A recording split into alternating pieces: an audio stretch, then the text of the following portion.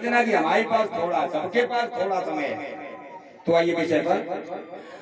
आज भगवान ने जब ये कहा कि अगर मुझे चाहती हो, मुझसे मिलना है, तो माया से अलग हो जाओ, इस काया को भूल जाओ, और अगर काया का ध्यान रहा तो मुझे प्राप्त करना कठिन है।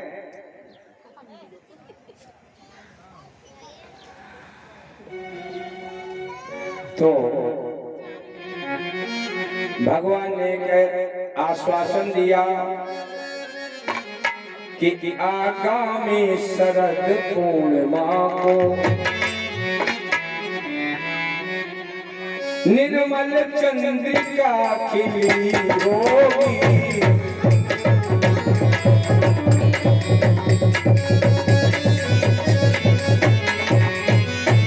आगामी शरद पूर्णिमा को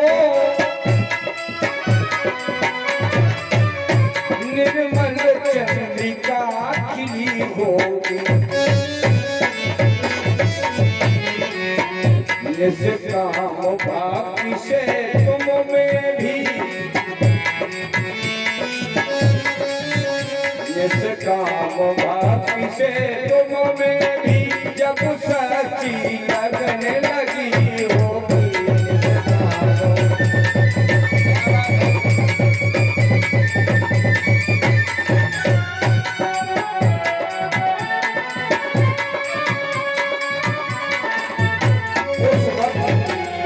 मैं तुम्हारे साथ रास करूंगा। क्या करूंगा? रास करूंगा। अब समय आ रहा है बाबा जी। व्यास जी ने देखना कितना बढ़िया श्लोक लिखा। बोले कृष्णाम अपिता रात्रि शरदोत्फुल्ल मल्लिका वीक्षरन्तुम मनश्चक्रे योग मायाम उपासिता। श्लोक कह रहा है कृष्णाम अपिता रात्रि, अपि माने भी, अपि माने भी, कृष्णाम अपि वीक्ष, क्या बोले शरदोत्फुल्ल मल्लिका,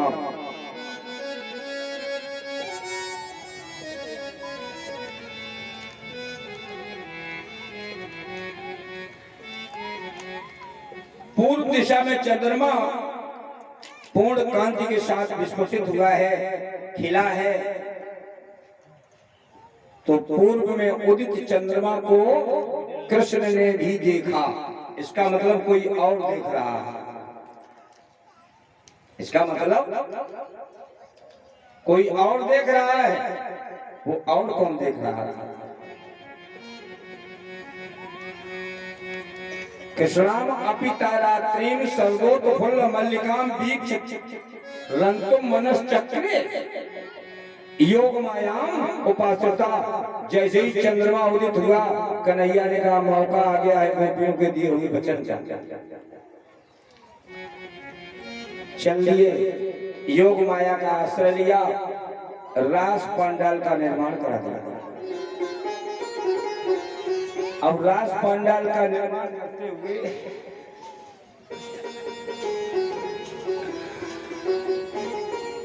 जैसे ही बंसी बजाई तो बंसी में स्वर नहीं निकला, बंसी नहीं बजी। अब कन्हैया बांसुरी को तोड़ने के लिए चले तो वहां की देवी वृंदा प्रकट हो गई। महाराज ठहरो, श्याम बजाओ, ये बजेगी।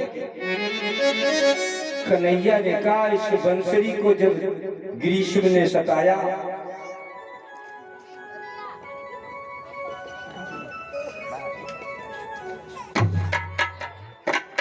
देखो इधर फल वल रख के कहता है, कुछ ऊपर रख दे, नन्हे मुन्ने कीड़ा आ रहे हैं।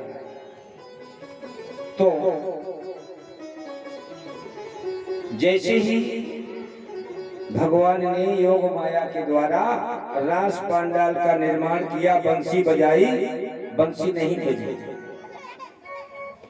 कन्हैया तोड़ने लगे, वृंदा ने हाथ पकड़ लिया, महाराज बजाओ बजेगी। कन्हैया ने कहा जब इसे गर्मी लगी तो मैंने अपनी घुंघराली अलकों से इसको छाया दी। मैंने छाया करने के साथ साथ इसको हवा दी। जब इसे प्यास लगी तो मैंने अपने होठों पर मकरंद होठों का पान कराया। जब इस बंसी को नींद लगी तो मैंने अपने होठों पर सुलाया। और जब आज मेरा समय आया, काम आया, तो ये बज नहीं रही। मैं इसी बंसी को तोड़ दूंगा। कन्हैया की बात सुन के वृंदा ने कहा नहीं नहीं, आप बजाओ बजेगी। अब कन्हैया ने बंसी बजाई कि बंसी कान्हा ने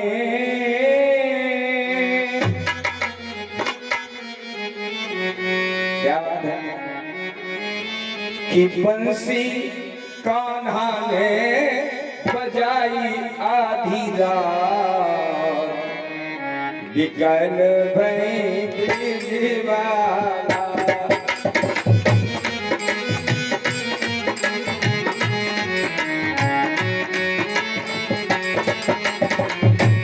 बंसी कान्हा ने बजाई आधी रात, बिकल भई ब्रिजवाला।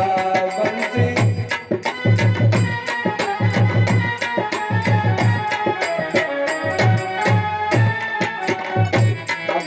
बजाया क्या,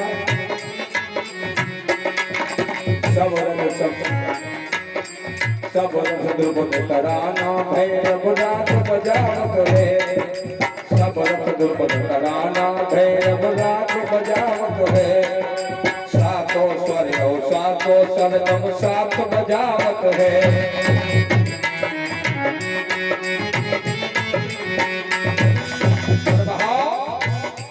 पानी यमुना को, पानी यमुना को रुको है आधी रात, बिकल भई ब्रिजवाला। पानी यमुना को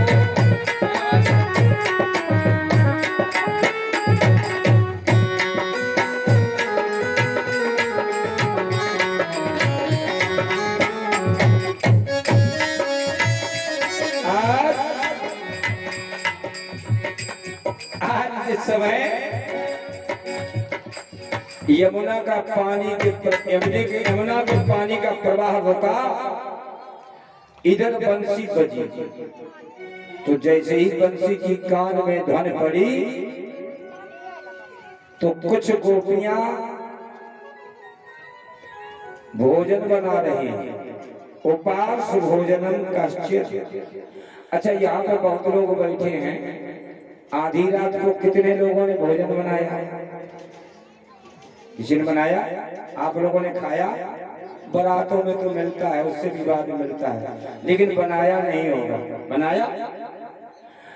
और उपास भोजनम कश्चित्, और कुछ लिम्पन्त्यो, कुछ लीप रही हैं, कुछ गोदोहन कर रही हैं। समय कितना है? आधी रात समय है, आधी रात।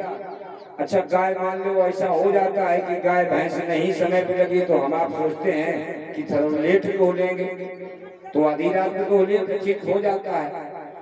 फिर लिखा है शुश्रूषन्ति, कुछ पतियों की सास ससुर की सेवा कर रही है। समय कितना है? आधी रात। और कुछ अपने बच्चों को दुग्ध पिला रही है।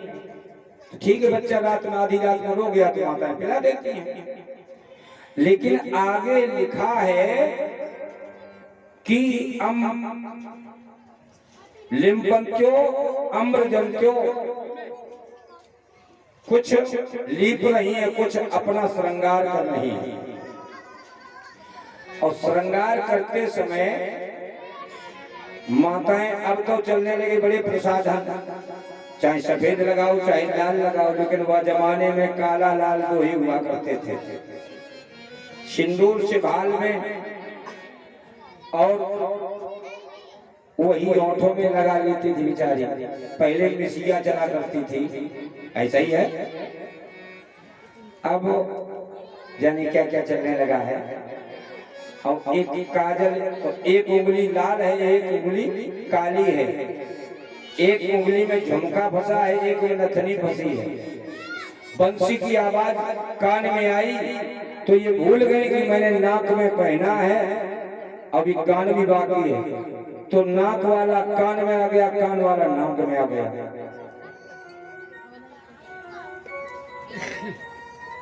जो लाल वाला था यहाँ आने वाला था वो यहाँ आ गया, और जो यहाँ वाला था वो यहाँ आ गया। विचित्र श्रृंगार, सब सुध बुध खो बैठे। लिखा है संत ने कि कोई सुत तज कोई सेज तज, कोई सुत तज कोई सेज तज, कोई भूषण कोई चीर,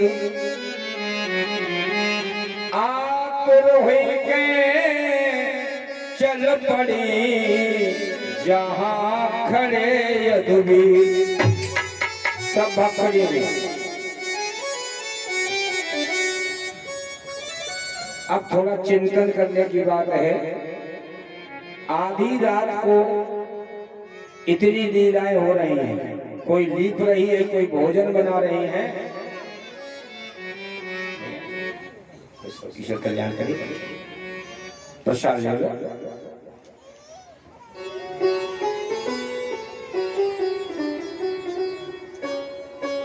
तो अब विचित्र श्रृंगार, लेकिन विषय ये आ रहा है कि समय कितना है, बोले आधी रात। अब आप लोग कह रहे हैं पंडित जी, आप कह रहे हैं आधी रात। गोपियां जैसे ही पहुंची तो भगवान ने जैसे ही देखा विचित्र श्रृंगार, कहने लगे यूयम कि स्वागतम भो महाभाग प्रियम किम करिवाणिवा। कन्हैया ने देखा कि कान में झुमका ना होके नाक में झुमका, कान में बाली, नाक में बाली, सब उल्टा।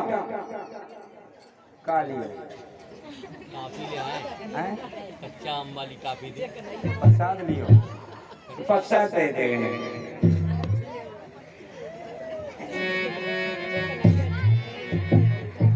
अरे अभी हम अटिया में कथा कह रहे थे, तो एक भदौरिया जी का बच्चा इतना ही बड़ा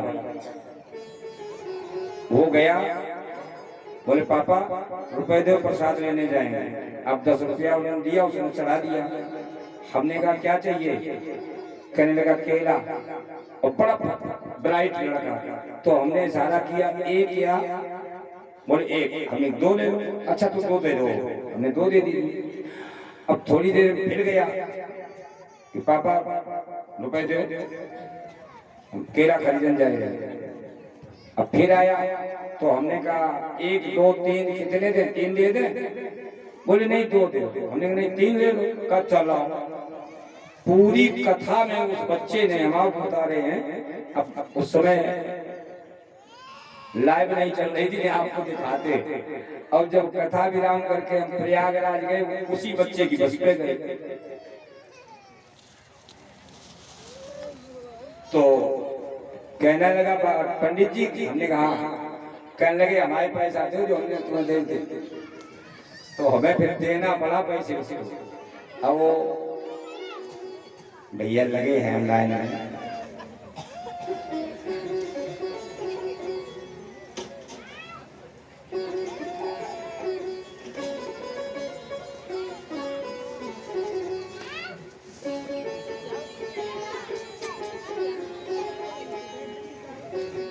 ले भैया।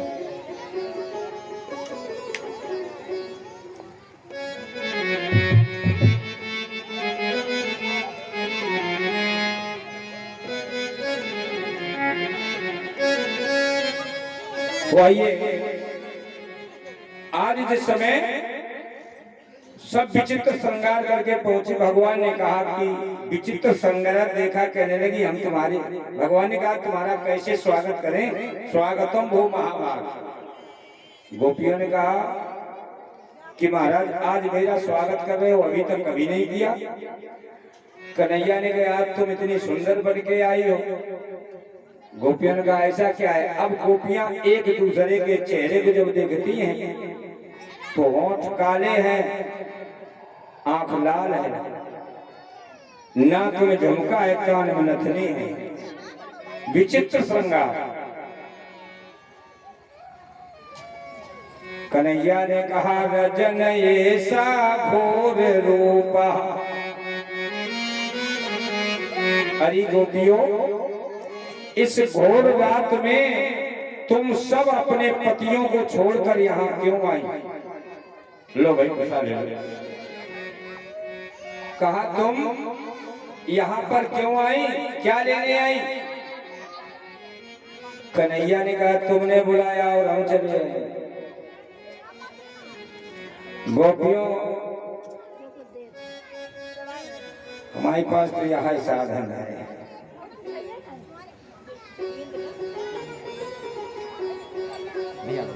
खुश रहो, आप खुश रहो, ईश्वर कल्याण करे। ले, अरे ले चलो।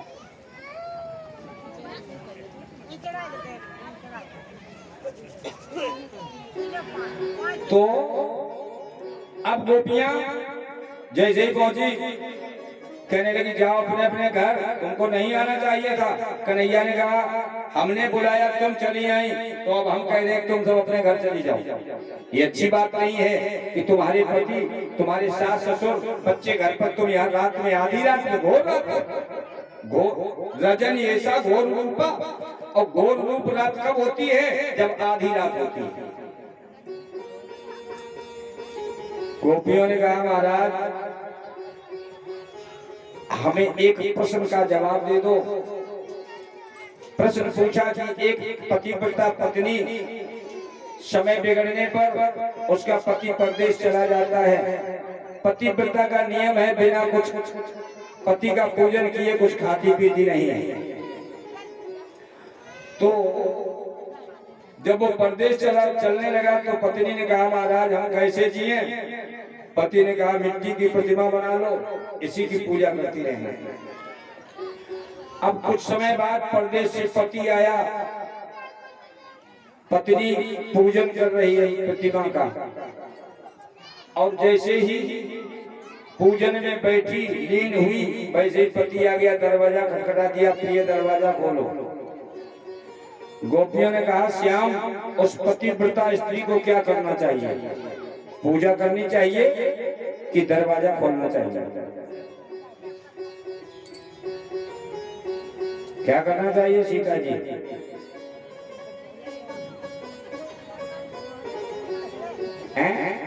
अरे चलो तुम बताओ, दरवाजा खोलो, पूजा बंद कर दो। अच्छा, बड़ी अच्छी बात है। भगवान ने कहा जब उसका पति साक्षात आ गया है तो मिट्टी की प्रतिमा की पूजा करने की आवश्यकता नहीं है। गोपियों ने कहा महाराज जितने पति छोड़कर आई हैं ये सब मिट्टी के हैं। अच्छा मिट्टी की नहीं है? जब हमारे शरीर से जीवात्मा निकल जाता है तो आदमी कह देते मिट्टी लग गई। क्या कहते हैं? मिट्टी लग गई, यही कहते हैं। तो कहा ये सब मिट्टी के पति हैं और आप तो पतियों के पति, जगत पति हैं। भगवान ने कहा तो तुम क्या चाहती हो? कहने लगे महाराज रास करो। भगवान ने कहा हम अकेले तुम इतनी। कन्हैया ने कहा ठीक है। तो जितनी गोपियां थी भगवान ने उतने ही रूप बना लिए, किसी को पता नहीं कि उतने ही कन्हैया हो गए। अब गोपी का हाथ पकड़े हैं, एक गोपी फिर कन्हैया। अब गोपी तो ये जानती है कि कन्हैया हमी को पकड़े खड़े हैं, एक गोपी फिर कन्हैया फिर गोपी और फिर कन्हैया फिर गोपी, तो दुई दुई गोपी दुई एक एक कृष्णा और एक एक गोपी दुई दुई कृष्णा। राधा रानी के मन में विचार आया कि हमें लगत कन्हैया हमारे बस में है, इतनी गोपियों को छोड़कर मेरा हाथ पकड़े नाच रहा। अब उन्हें ये पता नहीं है कि नटवरलाल ने वो लीला कर दी है कि सबके होश बिगाड़ दिए। उतने ही रूप बने हैं, लेकिन जो गोपी देखती है कन्हैया मेरे बस में है। भगवान ने सब भीड़ को त्यागा, राधा रानी का पकड़ा हाथ और लेके एकांत में निकले। और जैसे ही बालू की रेत में निकले, बड़े सुंदर पुष्प खिले दिखाई पड़े। राधा रानी ने कहा, श्याम कितनी सुंदर पुष्प हैं। भगवान ने कहा, तुम्हारी पुष्प तोड़ने की इच्छा है? बोले हाँ। कन्हैया ने कहा, मैं हल्का हूं, तो ऐसा करो, लाओ हम तुम्हें उचका दे, तुम तोड़ लो। पुष्प तोड़वाए, गोपी का श्रृंगार किया। अब गोपियों को नाचते नाचते जब होश आया तो एक दूसरी गोपी का हाथ पकड़े खड़ी है, पछा ले लो।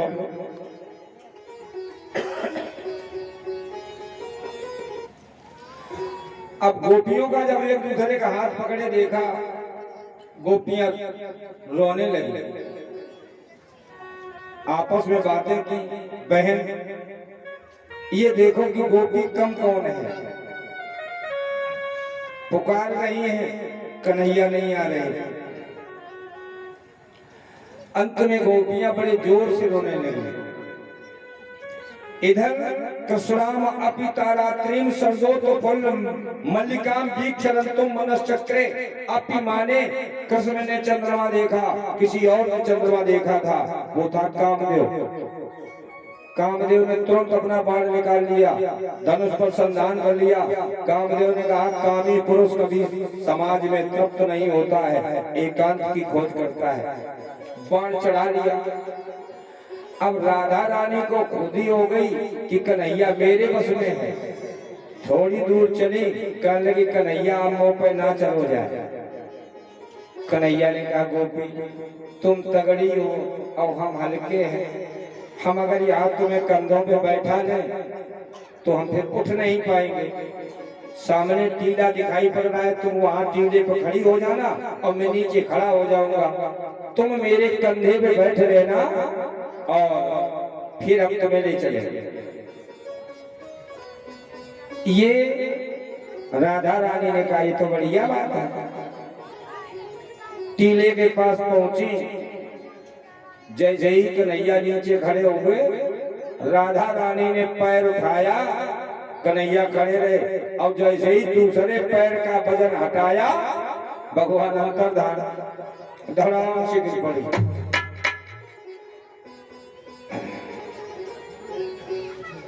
अब गोपियां खोज रही हैं, ढूंढ रही हैं।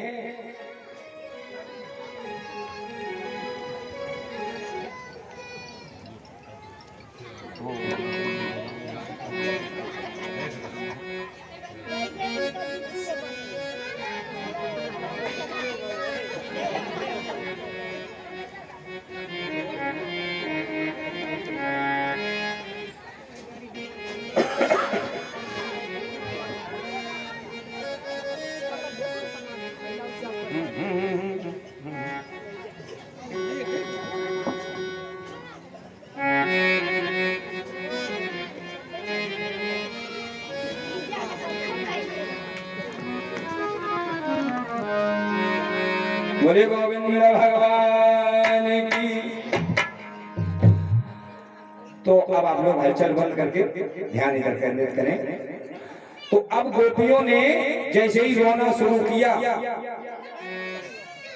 भगवान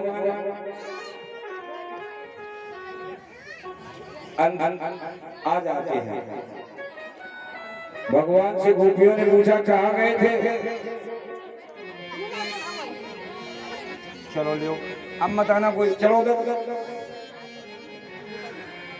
अब जिस समय गोपियां रो रही थी, भगवान से पूछा कहाँ चले गए थे? कामदेव का बाण चढ़ा चढ़ाया रह गया, हार गया। शर्त हुई थी कामदेव से कि जीतने वाले का हारने वाला पुत्र बनेगा। वही कामदेव भगवान कृष्ण के यहाँ प्रद्युम्न बन के प्रकट होता है, जन्म लेता है।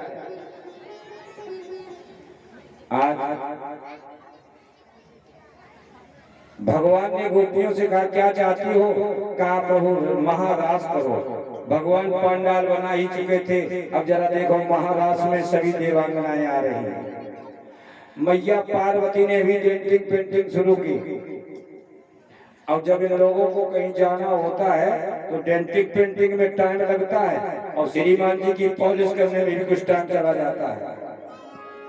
जब दिन जान रहे हो श्रीमती जी ज्यादा सेवा में लगी, जान रहे हो इनका कोई मतलब है। पार्वती जी श्रृंगार कर रही हैं। भोले बाबा ने कहा महाराज देवी कहाँ? बड़ा डेंटिंग पेंटिंग हो रही है। मैया ने कहा कन्हैया ने रास रचाया है, रास देखने जा रही है। भोले बाबा ने कहा जब जन्म लिया था, अवतार लिया था, तब दर्शन किया था, तब से अब तक दर्शन नहीं हुआ और श्याम रास रचा रहे हैं। कहने लगे पार्वती जी हम भी रास देखने चलेंगे। पार्वती ने कही वहां कोई पुरुष प्रवेश नहीं कर सकता, पुरुष प्रवेश निषेध है वहां। कहने लगे तो हम नहीं जा पाएंगे। भोले बाबा कहने लगे अगर हम नहीं जाएंगे तो तुम भी नहीं जाओगे, अगर तुम जाओगी तो हम भी जाएंगे। गोपियों ने कहा पार्वती जी कहने लगे महाराज काहे बेइज्जती कराए हो, अपनी कराए हो, हवाई कराए दियो, वहां कोई नहीं जा पाता है। पार्वती जी की बात सुन के भोले बाबा ने कहा सुनो देवी। कहने लगी तुम्हें गोपी बनना पड़ेगा। भोले बाबा ने कहा हम गोपी बन जाएंगे, कोई परेशानी नहीं है, बन जाएंगे गोपी। कन्हैया की रास देखने के लिए भोले बाबा गोपी बन रहे हैं, जरा देखो कैसे बने। पार्वती ने कहा तुमने पहले नारी बनना सीखो। कहा एक लहरीदार चूनर,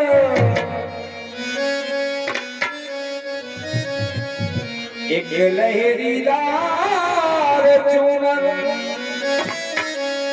माथे पे डाल के भोला बन जाओ, भोली घुंघटा निकाल के।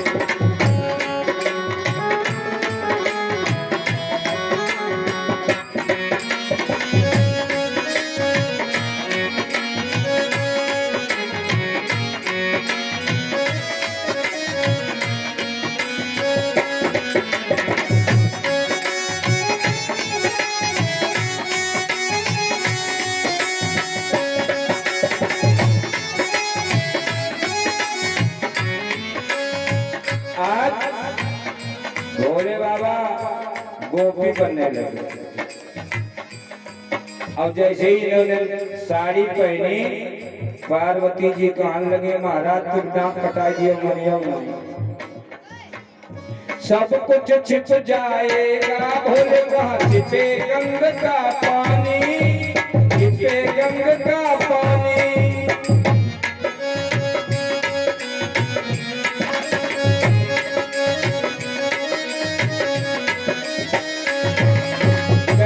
बदलोगे भोला तुम चालिए अपनी जनानी, मर्दानी से जनानी जनानी। मैया ने कही बुलाओ, मान लो सब कुछ छिपा लियो, जे गंगा जी लहराए रही जटान में ये कहाँ जाए, और सब कुछ बदल जाओगे, लेकिन चलना कैसे सीखोगे? कहने लगी कैसे बदलोगे भोला तुम चालिए अपनी जनानी, मर्दानी से जनानी जनानी कहने लगे तुम नाक कटा दियो, पकड़े जाओगे भोला, पकड़े जाओगे भोला मर्दानी चाल से, भोला बन जाओ भोले मर्दानी काल के।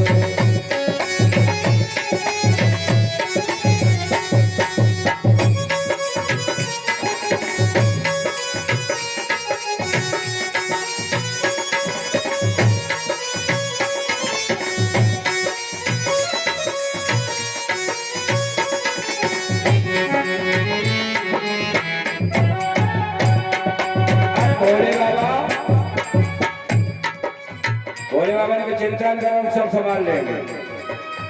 अब भोले बाबा ने जो दाढ़ी जटा थी, भोले बाबा ने कहा फैशन शुरू हो गया है, हम भी उसी में शामिल होंगे। तो जो रस्सा सन कैसी लटक रही थी दाढ़ी की, भोले बाबा ने मेड़ा लगाया और खुरस ली, कहने लगे ठीक दाढ़ी गायब। अब जो जटाएं थी नारी सी, भोले बाबा ने कहा तो जटाओं का फैशन है, जूड़ा लगा लिया। अब जूड़ा लगा लिया, दाढ़ी छिपा ली। मैया ने कही औरों तो चीजें हैं छिपाने वाली, वो छिपाओ। भाई क्या छिपाए? ये सांप बिच्छू। भोले बाबा ने कहा तुम हमारे सामने बैठ जाओ, जैसी तुम रंगी हो वैसे ही हम रंग जाए। अब भोले बाबा ने देखा कि ये कान में भी पहने हैं, माथे पे भी है, तो भोले बाबा भी अपना श्रृंगार कर रहे हैं कि बाला बनाया बिच्छुओं का, सर्प का लगाया बेना, लगाया माथे बेना।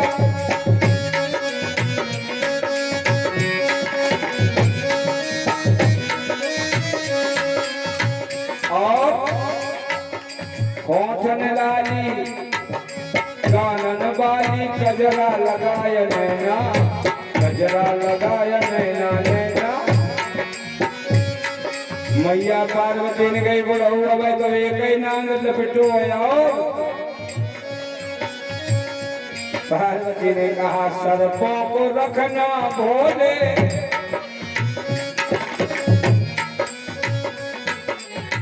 सर्पों को रखना भोले, रक्षा में संभाल के, भोला बन जाओ भोले भुगता निकाल के।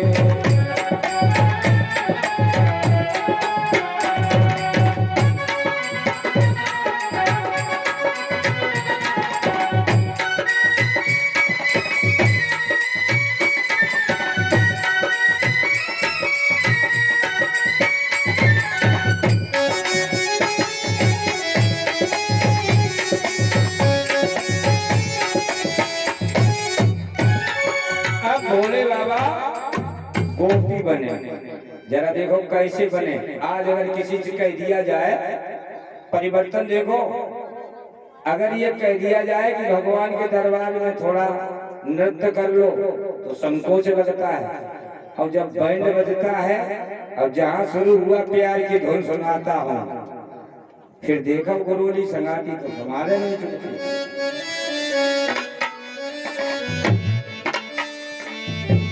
तो तीन लोक का नाथ गोपी बना, भगवान का रास देखने कि बने शंभु गोपी नयन सुरमा नाक नथनी, कि बने शंभु गोपी नयन सुरमा नाक नथनी, किनारी की साड़ी अरे कमर सो है कर धरे, लगी माथे बेदी और चरण योग्य नूपुर ध्वनि। दोनों पैरों में महावर पायल पहन ली और लगी होठों लाली अधिक मधुबाली मधुबनी। अब सज के तैयार है तो आगे आगे गौरा पीछे से बुढ़ऊ जा रहे हैं। अब विचार करो ताड़ कैसा पेड़ गोपी बन के चला तो अब कमान बने हैं। तुम गौरा मैया से बहुत लंबे जा रहे हैं। गौरा मैया ठुमक ठुमक के चलती हैं और भोले बाबा एक सेल एक डग में नाप रहे हैं। चले तो गति क्या है? कन्हैया जान गए। पहरे पे गोपी पहरा दे रही थी। जो गोपी आती है अपना नाम लिखाओ, पति का नाम लिखाओ, निवास स्थान लिखाओ, 5 बार नाचो, पांडाल में चली जाओ। नियम। और जैसे ही 3 लोग का नाथ गोपी बन के चला, कन्हैया ने कहा है गोपी हटो, अब तुम्हारी बस की कहानी नहीं है। कन्हैया हंस के कहने लगे अब विचित्र गोपी आ रही है, इसको तो हमें खुद संभालना पड़ेगा। अब जैसे ही गोपी आगे बढ़ी बड़ी भवानी, कन्हैया ने कहा गोपी ठहरो, क्या नाम है?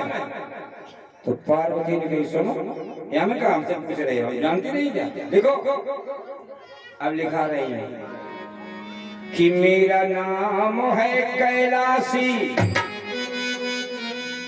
और मैं हूँ शिव शंकर की दासी। नाम पार्वती, पति का नाम भोलेनाथ। कहाँ रहती हो? कैलाश पर्वत पर। पार्वती कह रही है कि मेरा नाम है कैलाशी और मैं हूँ शिव शंकर की दासी। चली आई हूँ मैं भगवान की कैलाश से।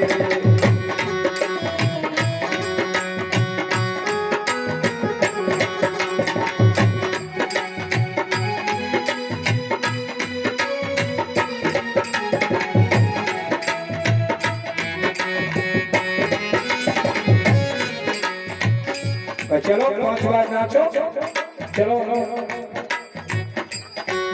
अब स्पेशल गोपी का नंबर आया। कन्हैया ने आया गोपी नाम बताओ, पति का नाम बताओ।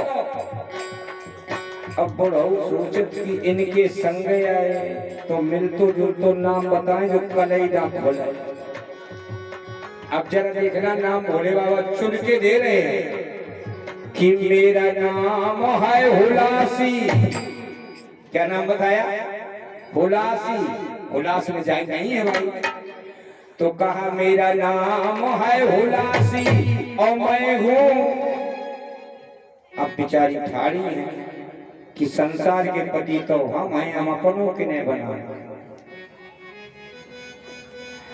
पार्वती ने महाराज आने दो, हमारे साथ है, शर्माती हैं, आने। कन्हैया ने कहा अच्छा जाओ। अब अंदर पहुंची। कन्हैया ने कहा नियमानुसार पहले नाचो फिर अंदर। अब साइड में खड़ी हो गई पार्वती भवानी मैया। अब भोले बाबा अंदर पहुंचे। कैसे गए कि समझ गए थे मनमोहन सब भोले की चतुराई, भोले की चतुराई। सब गोपी हैं बिन घूंघट के ये घूंघट में आई, देखो जरा लंबाई। हाँ हाँ भगवान ने कहा देखो जितनी गोपियां सब घूंघट विहीन और ये एक विचित्र गोपी इतनी लंबी तार ऐसा पेड़ घूंघट काट के आइए। देखा जब श्याम जी ने, देखा जब श्याम जी ने घूंघटा उघार के, क्या देखा कि भोला भोली बन बैठे घूंघटा निकाल के। भोला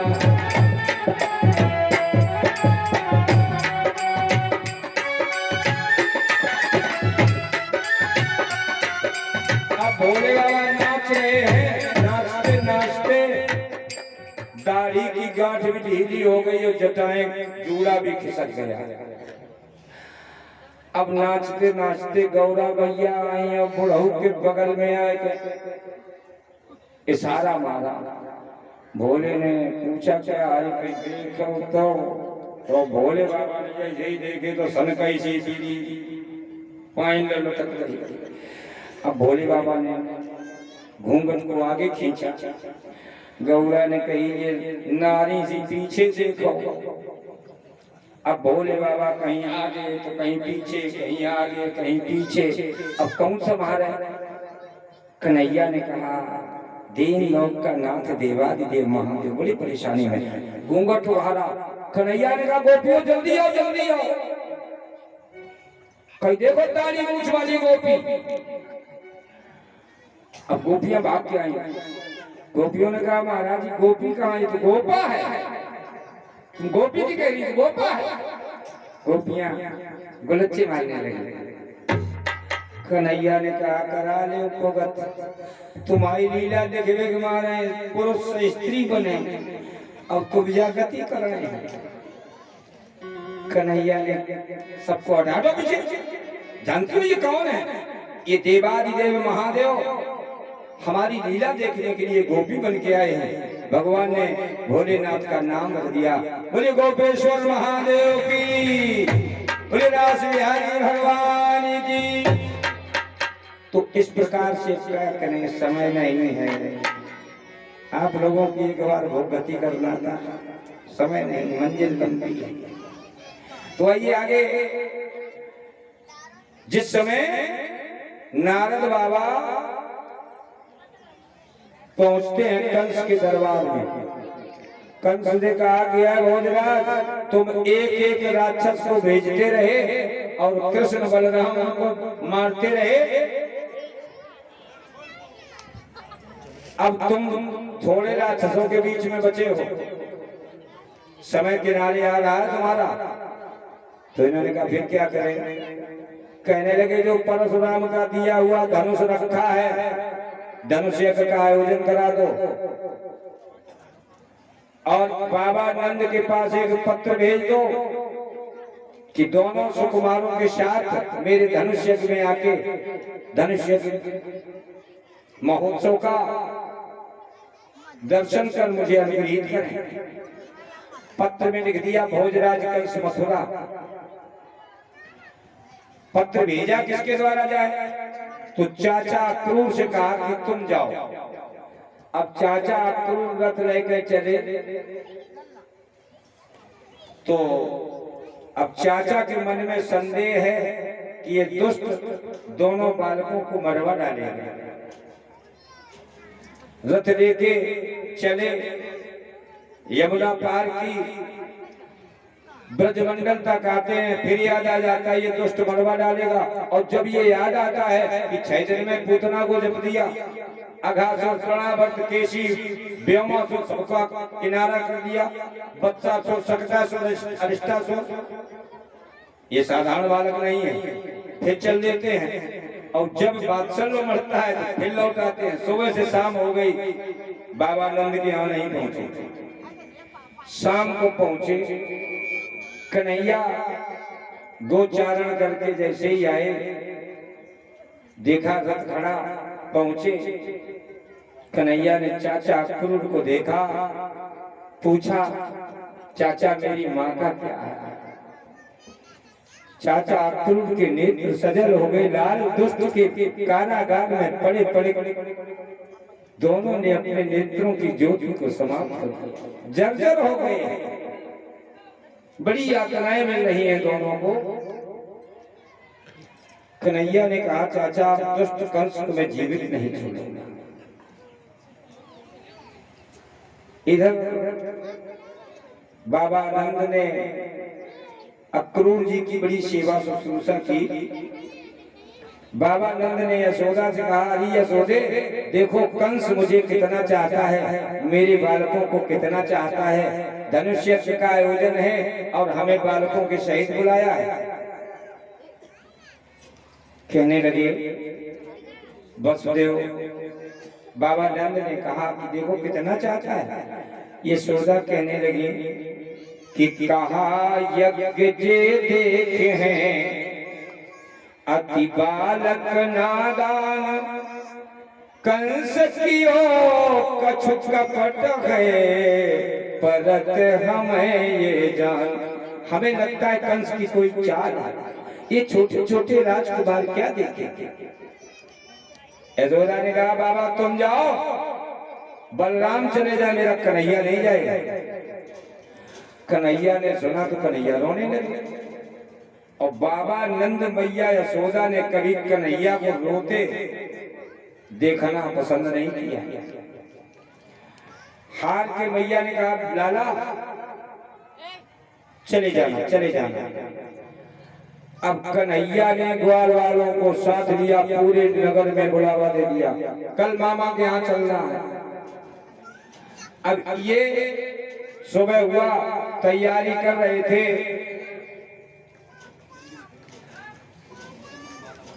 तो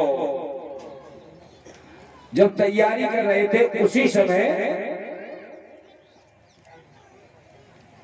ग्वाल वाला